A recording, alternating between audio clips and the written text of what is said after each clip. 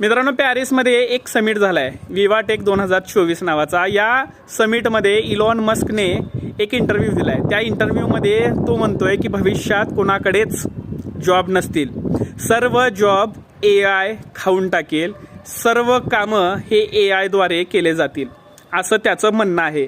आता विचार करा, भारतासारख्या देशामध्ये AI बद्दल अजून जागृती नाही आहे, AI बद्दल शिक्षण नाही आहे, त्याच्या हिशोबाने सिलेबस तयार केले जात नाही आहेत. म्हणजे भारतामध्ये जॉबची परिस्थिती किती भीषण असेल. सिलेबसमध्ये अशा गोष्टी काहीच नाही आहेत जे प्रॅक्टिकली आपण आपल्या कामावर वापरतो.